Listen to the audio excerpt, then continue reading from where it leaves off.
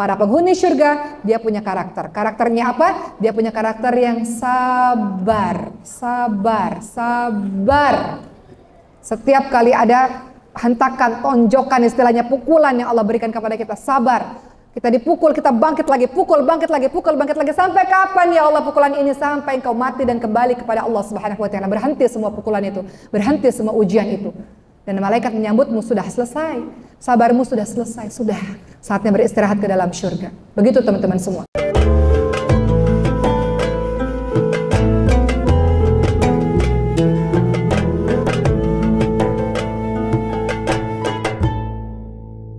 Berikutnya, teman-teman sekalian, saya mau gambarkan sedikit tentang surga. Ibu-ibu semua mau masuk surga? Sedikit cerita tentang Palestina, kita nggak boleh melupakan kisah Palestina. Saya punya seorang guru Al-Quran yang ngajar di pesantren dan ngajar saya setiap malam dari Gaza, Palestina. Di rumah saya tinggalnya. Dan beliau bercerita banyak. Nggak apa-apa ya Bu, sedikit kita mau update kegiatan apa yang terjadi di Gaza, Palestina. Kata beliau, selama 33 tahun saya hidup, saya nggak pernah merasakan perang yang seberat ini. Sudah beberapa kali perang, sudah pernah terjadi pemboman sebelum-sebelumnya, sudah terjadi. Hanya saja kami masih bisa makan, kami masih bisa minum, masih ada air, masih ada roti, masih ada internet. Tapi kali ini adalah perang yang terlama dan terdahsyat dan terbanyak korban-korbannya. Kata beliau baru sampai di Indonesia baru 2 bulan, 3 bulan, keluarganya semuanya masih di sana. Saya nggak bisa berhubung dengan keluarga saya, sesekali internet ada, sesekali internet nggak ada. Dan kata mereka keadaan sangat sulit, air udah nggak ada, mereka udah nggak mandi, udah nggak tahu berapa hari. Untuk minum saja susah, apalagi untuk mandi. Bagaimana dengan teman-teman perempuan yang mendapatkan haid misalnya ya, menstruasi, susah, nggak ada air itu susah ibu-ibu sekalian, nggak ada roti susah, pabrik-pabrik roti udah nggak ada, mal-mal udah nggak ada, makanan segala macam nggak ada. Kalaupun mau makanan mereka harus ngantri berjam-jam untuk mendapatkan makanan. Keadaan sangat susah dan kata beliau, walaupun saya di sini setiap kali saya mau minum saya teringat keluarga saya. Sakit rasanya ketika seorang diri di negeri Indonesia yang hebat ini, yang makmur dan bahagia ini, sementara seluruh keluarga di sana. Dan mereka mengatakan setiap kali tertidur malam nggak tahu besok pagi bisa bangun apa enggak. Jadi kata beliau, kata guru saya, biasanya para teman-teman di Gaza Palestina ini mereka akan berkumpul dengan keluarganya. Mereka nggak mau pecah-pecah, nggak mau pencar-pencar. Tahu nggak kenapa? Supaya kalau mati syahid mati semuanya. Nggak ada yang tersisa di antara satu keluarga itu 1 orang, 2 orang. Karena kalau tersisa, kata beliau, saya nggak bisa bayangin hidup saya tanpa seluruh keluarga saya, kata beliau. Jadi kalau untuk keluarga saya dan banyak keluarga lainnya, mendingan kami berkumpul di satu rumah, seluruh keluarga besar berkumpul. Jadi kalau misalnya pun Allah katakan mati syahid, ya mati syahid semuanya. Yang balasannya mudah-mudahan surga, kata beliau. Jadi kata beliau, ketahuilah apa yang membuat orang-orang Gaza itu kuat adalah Al-Quran. Kata beliau, tidak ada satu rumah pun di Gaza Palestina selain pasti ada ahlul Quran di dalamnya, pasti ada penghafal Quran di dalamnya. Quran yang memberikan kekuatan kepada mereka, Quran yang memberikan mereka pemahaman bahwa orang yang kita sangka mati sesungguhnya tidak mati, namun mereka hidup di sisi Allah Subhanahu wa Ta'ala.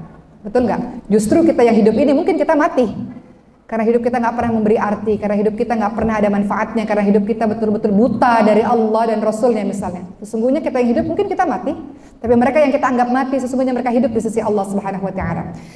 Itu sedikit tentang Palestina ya teman-teman sekalian. Tadi saya agak sedikit bahas mereka supaya kita tahu betapa orang-orang di sana adalah orang-orang yang tidak takut akan kematian. Mereka nggak takut dengan kematian. Kata guru saya nggak takut dengan kematian. Kami nggak takut dengan kematian, tapi kami takut dengan kehilangan, katanya. Nggak kuat dengan kehilangan, kata mereka. Tapi kalau kematian nggak takut. Kematian itu adalah pertemuan dengan sang kekasih, pertemuan dengan Allah Subhanahu wa Ta'ala. Pertemuan yang insya Allah akan berakhir surga insya Allah. Yang kami takutkan adalah kehilangan. Nggak sanggup rasanya untuk merasakan kehilangan. Makanya kalaupun harus kembali kepada Allah, pengennya semuanya aja satu keluarga. Kata beliau begitu. Jadi teman-teman semua, ini pandangan mereka terhadap kematian dan surga. Bagaimana dengan kita? Hari ini saya mau bahas tentang surga. Tadi kita sudah bahas mengenai karakter-karakter penghuni surga, Ali Imran 133 sampai 135. Teman-teman ketahuilah, di surga itu, kata siapa kita sendiri? Di surga itu kita berkumpul dengan orang-orang yang kita cintai, ya kan? Makanya kalau di antara kita ada yang meninggal dunia, kita pasti katakan nggak apa-apa, insya Allah perpisahan sementara. Nanti kita akan kumpul bersama kembali dengan orang-orang yang kita cintai di surga, betul? Jadi di surga itu kita bisa reuni, teman-teman semua, bisa berkumpul kembali. Sebagaimana teman-teman kalau lagi Idul Fitri misalnya, ingin kan pulang kampung, ingin pulang kembali, kumpul lagi sama keluarga, walaupun macet-macet, mahal-mahal, susah perjalanan, tetap ditempuh untuk bisa kumpul, dan bahagia sekali ketika kita bisa kumpul. Itu kalau kumpul di dunia. Bagaimana kalau kumpul di akhirat, teman-teman semua? Dalam surah Ar-Ra'd atau Ar-Ra'du atau Ar-Ra'd ya, ayat ke-22 sampai 24. Allah menceritakan perkara ini, bahwa kita bisa berkumpul dengan orang-orang yang kita cintai, dengan ibu kita, ayah kita, anak-anak kita. Kita lihat dalam surah Ar-Ra'd atau Ar-Ra'd ayat ke-22 sampai 24. Allah Subhanahu wa taala menerangkan, memberikan kabar gembira untuk kita. Keluargamu yang meninggal, salah seorang di antara kita yang meninggal, tenang aja. Kalau dia saleh, dia masuk surga. Kalau engkau saleh pun kau akan menyusul masuk surga. Jadi apa kata guru saya? Kematian itu sebenarnya kesedihan sementara. Karena kami tahu bahwa kami akan kembali di surga bersama dengan orang-orang yang kami cintai. Jadi ibu-ibu lihat kan berita-beritanya, video-videonya, ketika mereka kehilangan, mereka sedih, iya, air mata. Ya Allah, mereka teriak begitu ya kan? Normal, manusia biasa, tapi mereka tahu yang menghibur hati mereka, yang membuat mereka tenang adalah bahwa mereka tahu mereka akan dikumpulkan kembali dengan orang-orang yang mereka cintai di surga. Sebagaimana janji Allah Subhanahu wa taala dalam surah Ar-Ra'd ayat ke-22 sampai 24. Ibu-ibu lihat, ibu-ibu baca di situ. Apa kata Allah? A'udzu billahi minasyaitonir rajim.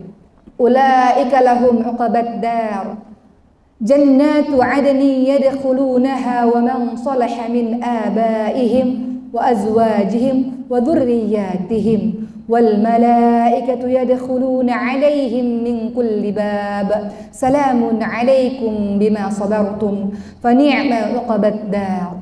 Dalam surah Ar-Ra'd ayat 22 sampai 24 Allah katakan, orang-orang itulah yang mendapatkan kesudahan yang baik, yaitu surga Aden, yang mereka semua masuk ke dalamnya bersama-sama orang-orang salih dari bapak mereka, istri mereka, anak-anak cucu mereka. Sedangkan malaikat-malaikat masuk ke tempat-tempat mereka dari semua pintu, dan malaikat menyambut mereka dengan kalimat salamun alaikum bima sabartum, keselamatan atasmu berkat kesabaranmu. Selama di dunia engkau sangat sabar dengan semua ujian Allah. Selama di dunia engkau sangat sabar menjalankan diri menjadi orang yang taat kepada Allah. Selama di dunia engkau sabar menjalankan ibadah kepada Allah. Selama di dunia engkau sabar menjadi orang yang baik. Selama di dunia engkau sabar menghentikan berbagai macam maksiat. Maka salamun alaikum bima sabartum, keselamatan atasmu berkat kesabaranmu selama ini. Masuklah ke dalam surga. Maka alangkah baiknya tempat kesudahan itu. Jadi Allah sendiri yang menerangkan, engkau akan dikumpulkan dengan orang-orang yang engkau cintai di dalam surga. Seperti saya 3 tahun yang lalu ayah saya meninggal dunia. Sedih, saya yang paling sedih saya rasa. Karena saya anak pertama, sangat dekat dengan orang tua saya, dengan ayah saya. Selalu jadi perantara, anak pertama tuh jadi perantara. Ayah kalau ngomong sama adik ngomongnya ke saya. Adik-adik kalau ngomong sama ayah ngomongnya ke saya, perantara. Jadi saya sangat-sangat sedih, semua keluarga sedih, saya sangat sedih. Tapi yang menghibur adalah kita semua tahu bahwa akan ada tempat reuni, tempat berkumpul kembali. Ya, maka kita lihat lagi dalam surah Ar-Ra'd ayat 18 sampai 21. Kalau mau masuk surga, apa yang harus kita lakukan? Kita lihat dalam surah Ar-Ra'd ayat ke-18 kata Allah, lilladzina istajabu lirabbihumul husna. Lilladzina istajabu lirabbihumul husna. Lirabbihimul husna. Maaf ya. Apa kata Allah Subhanahu wa taala? Bagi orang-orang yang memenuhi seruan Tuhannya, itu yang pertama. Kita jelasin nanti satu-satu. Kemudian yang kedua, alladzina yufuna bi'ahdillahi wa la yanqudunal mitsaq. Kedua, orang-orang yang memenuhi janji Allah dan tidak merusak perjanjian dengan Allah. Surah Ar-Ra'd ayat ke-20. Ketiga, ciri-cirinya apa lagi? Walladzina yasiluna ma amara Allah bihi an yusala wa yakhshawna rabbahum wa yakhafuna su'al hisab. Dalam surah Ar-Ra'd ayat ke-21. Dan orang-orang yang menghubungkan apa-apa yang Allah perintahkan untuk dihubungkan. Dan keempat, orang-orang yang takut kepada Allah Subhanahu wa ta'ala. Sudah 4 jenis orang. Kelima sampai ke-8. Siapa lagi orang-orang itu? Walladzina sabaru batigha'a wajhi rabbihim wa aqamus shalah wa anfaqu mimma razaqnahum sirran wa alaniyatan wa yadra'una bil hasanati sayyi'ah ulaika lahum uqbad dar. Dalam surah Ar-Ra'd ayat ke berapa nih? Ayat ke-21 sampai ayat ke-23 Allah menyebutkan beberapa kriteria orang-orang penghuni surga. Yaitu siapa? Yang kelima, mereka sabar karena mencari keridhaan Allah Subhanahu wa taala, karena mereka mendirikan salat. Ketujuh, mereka menafkahkan sebagian rezeki yang Allah berikan kepada mereka, dan kedelapan, mereka menolak kejahatan dengan kebaikan. Kita bahas satu persatu. Ada 8 jenis orang-orang yang Allah masukkan ke dalam surganya Allah dalam surah Ar-Ra'd ayat ke-18 sampai ayat ke-21. Siapakah mereka, teman-teman sekalian? Yang pertama tadi apa? Orang yang memenuhi suruhan Tuhannya. Sami'na wa ata'na, siapapun yang Allah perintahkan atau apapun yang Allah perintahkan maka dia akan mengikuti perintah Tuhannya. Allah katakan pakai jilbab, yudinna alaihina min jalabibihinna dzalika adana yafraqna fala yu'dzain. Al-Ahzab 59. Pakai jilbab kata Allah supaya engkau mudah dikenal sehingga tidak diganggu. Sami'na wa ata'na. Kemudian Allah katakan misalnya, ya ayyuhalladzina amanu jtanibu katsiran minadh-dhanni inna ba'dadh-dhanni itsmu la tajassasu wa la yaghtab ba'dukum ba'dha. Al-Hujurat ayat 12. Wahai orang-orang beriman, jangan kau jauhi kebanyakan dari prasangka. Jangan suka suuzon, jangan suka cari-cari kesalahan, jangan suka engkau menggunjing orang lain. Kemudian kita sami'na wa ata'na. Orang-orang beriman enggak suka gosip, enggak suka gibah, enggak suka ngomongin orang lain. Jadi apapun yang Allah perintahkan kepada kita, sami'na wa ata'na. Kami dengar, kami taat ya Allah. Jadi kalau mau masuk surganya Allah adalah pertama, mereka orang-orang yang memenuhi seruan Tuhannya.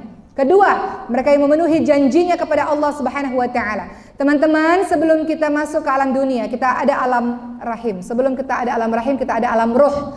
Ketika kita berada dalam alam ruh, Allah katakan pada kita, alastu birabbikum, benarkah aku ini Tuhanmu? Kemudian kita katakan, qalu bala syahidana, benar ya Allah kami bersaksi, Engkau Tuhan kami ya Allah, Engkau zat yang kami bisa minta pertolongan ya Allah, Engkau zat tempat kami bersandar ya Allah. Jadi kita berjanji kepada Allah teman-teman sekalian, bahwa Engkau ya Allah adalah satu-satunya Tuhan yang kami sembah.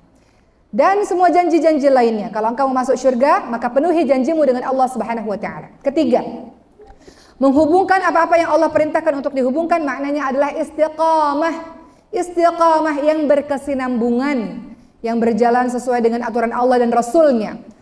Istiqamah teman-teman semua. Jadi orang baik dan istiqamah. Rasulullah SAW punya doa yang selalu Rasul ucapkan setiap saat. Kata Rasul, ya muqallibal qulub tsabbit qalbi ala dinik. Wahai Allah yang maha membolak-balikkan hati, tetapkan hati kami atas agamamu. Jadi istiqamah. Yang keempat, takut kepada Allah. Takut kepada Allah. Ingat kisah Nabi Yusuf alaihissalam. Teman-teman tahu kisah Nabi Yusuf? Nabi Yusuf kira-kira suka nggak sama Zulaikha? Suka nggak? Nabi Yusuf adalah seorang pemuda yang jauh dari kampung halamannya, di tempat yang sunyi. Di depannya ada seorang gadis yang cantik yang menggodanya. Nabi Yusuf alaihissalam kira-kira suka nggak pada Zulaikha? Suka. Nabi Yusuf suka. Al-Quran menyebutkan Nabi Yusuf berkeinginan terhadap Zulaikha. Namun Nabi Yusuf meninggalkan Zulaikha ini disebabkan apa? Nabi Yusuf takut kepada Allah Subhanahu wa taala. Jadi kalau mau masuk surga, takut kepada Allah. Memang mungkin orang lain nggak lihat, tapi Allah lihat apapun gerak-gerik yang kita lakukan. Dengan kita takut kepada Allah, kita berhati-hati dalam bertingkah laku. Kita merasa selalu diawasi oleh Allah Subhanahu wa taala. Kemudian teman-teman sekalian, yang kelima, sabar. Sabar itu apa? Sabar itu artinya menahan. Engkau bisa marah, engkau bisa balas, engkau bisa teriak-teriak, engkau bisa melakukan kerusakan, tapi engkau tahan. Namanya sabar. Ketika engkau diberikan ujian kesedihan, engkau bisa marah-marah pada Allah. Ya Allah, kenapa ya Allah harus saya? Bukankah saya sudah sholat, saya sudah puasa, saya sudah ngaji, saya sudah jadi orang baik. Kenapa kau takdirkan ini pada saya ya Allah? Teman-teman di Gaza, Palestina, ada nggak yang bilang begitu? Kenapa ya Allah, apa dosa kami? Nggak ada tuh. Selama video yang selama ini kita dengar, apa yang mereka katakan? Innalillahi wa inna ilaihi rajiun. Ini takdir Allah, sudah takdir Allah, bagian dari takdir Allah. Terima takdir Allah. Allah sudah takdirkan di Lauhul Mahfuz 50.000 tahun sebelum penciptaan langit dan bumi bahwa kau matinya sekarang, cara matinya begini. Kenapa harus marah-marah kepada takdir Allah? Bukankah engkau katakan kita beriman kepada qada dan qadar? Beriman kepada takdir Allah. Beriman kepada takdir Allah, engkau terima semua yang Allah takdirkan kepadamu. Dan semua takdir Allah adalah baik. Semua takdir Allah adalah baik. Gak ada takdir yang gak baik. Yang gak baik karena otakmu yang berpikir itu gak baik. Dalam surah Al-Baqarah 216 Allah Subhanahu wa taala berfirman, a'udzubillahi minasyaitonir rajim. Wa 'asa an takrahu syai'an wa huwa khairul lakum wa 'asa an tuhibbu syai'an wa huwa syarrul lakum wallahu ya'lamu wa antum la ta'lamun. Boleh jadi apa yang kamu tidak suka itulah yang terbaik untuk kamu. Saat ini teman-teman diuji dari suaminya mungkin. Atau teman-teman diuji dari anak-anaknya mungkin. Atau teman-teman diuji dari ekonominya mungkin, dari persaudaraannya mungkin, atau dari orang tuanya. Kata Allah, boleh jadi apa yang kamu nggak suka itulah kejadian atau hal yang paling baik untukmu untuk saat ini. Boleh jadi apa yang kamu suka, kamu inginkan, Allah belum kasih karena itu nggak baik untuk kamu. Kamu dikasih kaya hari ini, kata Allah nggak baik, nanti kamu jauh daripada Allah, makanya Allah kasih miskin terus menerus. Allah kasih sakit hari ini, nggak apa-apa, itu terbaik. Setiap detiknya menggugurkan dosa kalau engkau sabar. Kalau engkau sehat, mungkin kau tidak taat kepada Allah Subhanahu wa taala. Mungkin doamu nggak khusyuk, mungkin kau nggak bangun sepertiga malam terakhir. Kata Allah, semua yang Allah takdirkan adalah baik.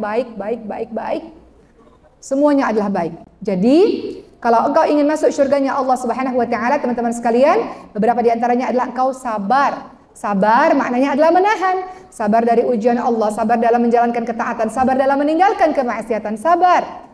Dan pahala sabar Az-Zumar ayat 10 tanpa batas. Pahala sabar malaikat menyambut khusus di pintu-pintu langit untuk orang-orang yang sabar. Salamun alaikum bima sabartum.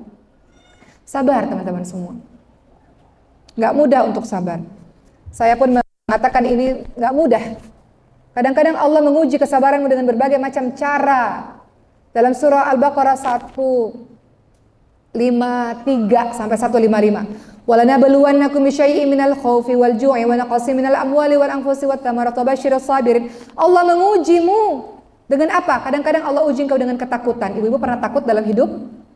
Gak ada orang yang gak pernah takut, pasti pernah takut. Karena Allah sendiri yang menjanjikan Allah akan mengujimu dengan takut, dengan kekurangan harta, kekurangan jiwa, kematian.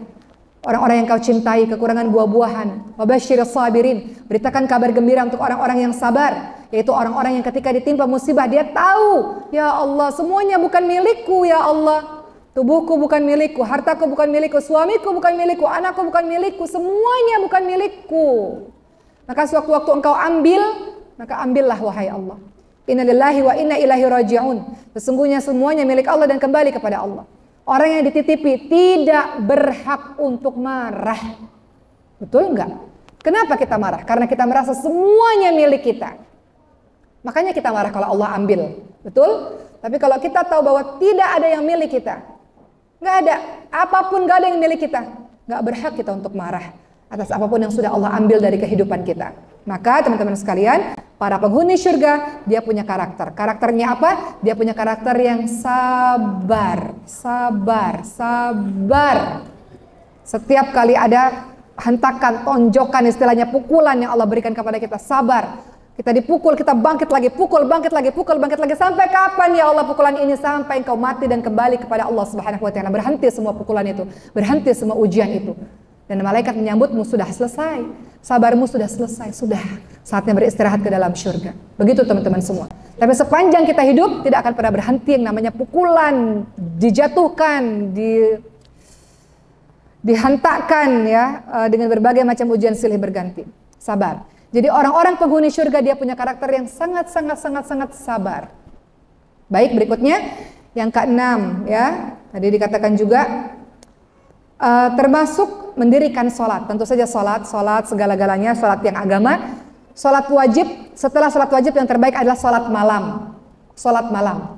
Teman-teman bangun di sepertiga malam terakhir. Kata Rasulullah, Allah turun ke langit dunia, siapapun yang minta Allah kasih, siapapun yang doa Allah kabulkan, siapapun yang minta ampun Allah akan ampuni dia. Jadi teman-teman semuanya bangun di sepertiga malam terakhir. Kalau sekarang di Jakarta itu subuh jam 4:07. Kalau di sini subuh jam berapa? Setengah 4. 4 kurang 2. Artinya ibu-ibu jangan bangun 4 kurang 2. Bener gak? At least paling sedikit setengah jam sebelum azan subuh. Gak cukup itu. Sholat 2 rakaat, belum lagi zikirnya, belum lagi doanya, betul? Ada tahajud, mungkin ibu ada mau sholat taubat, mungkin sholat hajat. Gak cukup itu setengah jam. Gak cukup. Sejam ideal, sejam. Setengah jam sebenarnya oke lah daripada nggak sama sekali. Bangun teman-teman semua. Kenapa nggak bangun? Nggak perlu sama Allah. Kan Rasulullah sendiri bilang, siapapun yang minta Allah kasih. Allah lagi turun ke langit dunia, artinya Allah lagi dekat banget sama kita. Kenapa? Kenapa nggak bangun? Bangun. Jadikan itu kebiasaan. Salat malam adalah kebiasaan orang-orang salih. Kalau kita nggak bangun, kita nggak kuat, Bu, ngejalanin kehidupan ini. Bener nggak? Karena setiap orang dalam kehidupan pasti akan dikasih pukulan sama Allah Subhanahu wa Ta'ala. Kadang-kadang kita nggak sanggup menjalaninya. Siapa yang buat kita sanggup? Allah. Kita nggak bisa bersandar atas diri kita sendiri, nggak bisa. Kita perlu bersandar kepada yang maha kuat. Siapa yang maha kuat? Allah. Maka orang-orang penghuni surga adalah orang-orang yang senantiasa mendirikan sholat. Kenapa? Karena sholat itu kekuatan baginya. Ingat, perintah sholat itu turun kenapa pada saat itu? Sholat itu nggak pakai perantara malaikat Jibril loh. Sholat itu langsung Allah ke Rasulullah SAW. Kenapa? Allah ingin menghibur Rasulullah. Rasulullah pada saat itu mengalami tahun kesedihan. Istrinya meninggal dunia, pamannya meninggal dunia, dakwahnya di Taif ditolak oleh orang-orang Taif. Oleh orang-orang Mekah ditolak, sedih bertubi-tubi. Allah kasih hiburan sama Rasulullah, yaitu sholat. Sholat wajib, sholat sunnah kerjakan. Yang terbaik sholat sunnah adalah sholat malam. Termasuk ketika teman-teman haid sekalipun, teman-teman menstruasi sekalipun, bangun. Menghidupkan malam itu bukan hanya sekedar sholat loh. Betul ibu-ibu sekalian? Engkau bisa duduk di atas sejadamu, doa kepada Allah, berzikir, minta ampun kepada Allah dengan tetesan air mata. Bangun. Setiap hari bangun. Dengan engkau bangun, engkau akan kuat dalam menjalani berbagai macam episode kesedihan dalam kehidupanmu. Engkau akan kuat, engkau akan baik-baik saja. Allah berikan kekuatan, entah dari mana kau kuat menjalani kehidupan ini. Semua masalah terasa ringan bagi dirimu. Gak ada apa-apanya, gak ada arti apa-apanya. Engkau Allah berikan hati yang luas, hati yang lapang, kehidupan yang tenang, wajah yang bercahaya. Itu semua didapatkan dari orang-orang yang salat di malam harinya, pada saat semua orang tidur. Ketujuh, menginfakkan sebagian rezeki secara sembunyi maupun terang-terangan. Infakkan secara sembunyi-sembunyi, alhamdulillah, menjaga dirimu supaya kau ikhlas. Terang-terangan memotivasi orang lain untuk juga bersedekah.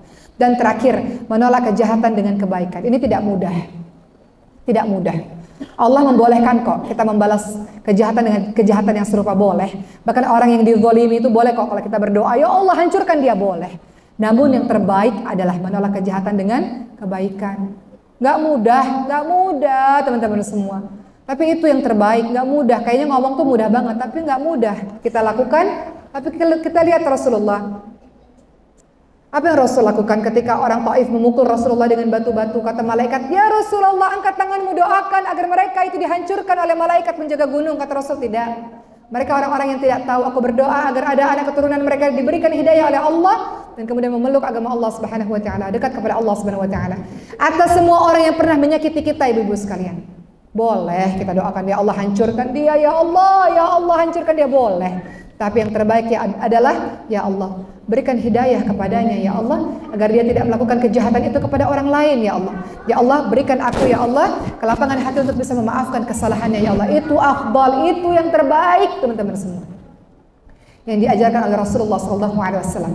Indahnya agama kita ini, teman-teman semua, agama yang penuh dengan pemaafan, agama yang penuh dengan kasih sayang, agama yang penuh dengan cinta, agama yang penuh dengan kelemah lembutan. Ya Allah, andaikan semua muslim menjalankan apa yang tertera di dalam Quran maupun Sunnah, maka bahagianya kita menjalankan diri sebagai seorang muslim sampai nanti pertemuan dengan Allah Subhanahu wa Ta'ala. Terakhir dari saya, teman-teman semua, sebelum pada akhirnya kita melihat satu buah video, semua dari kita ingin mati dalam keadaan yang baik, betul ya? Orang sukses bukan orang yang kaya raya, punya rumah yang besar, mobil yang mewah, harta miliaran, atau punya jabatan yang bagus, terhormat di mata manusia, atau tubuh yang semampai, yang tampan, yang cantik. Bukan. Orang sukses adalah orang yang hidupnya penuh manfaat untuk orang lain. Orang sukses adalah orang yang matinya husnul khatimah. Orang sukses adalah orang yang masuk surga. Ingat dalam surah Al-Fajr disebutkan, ya ayatuhan nafsul mutmainnah irji'i ila rabbiki radiyatan mardiyah fadkhuli fi ibadi wadkhuli jannati. Allah Subhanahu wa Ta'ala berfirman, wahai jiwa-jiwa yang tenang, kembalilah kepada Allah dengan hati yang ridha dan diridhai oleh Allah, masuklah ke dalam golongan hamba Allah dan masuklah ke dalam syurganya Allah Subhanahu wa Ta'ala.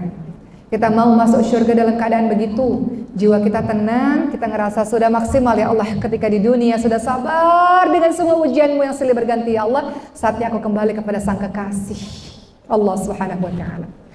Begitu teman semua, alhamdulillahirabbil alamin. Usai sudah ceramah pada hari ini.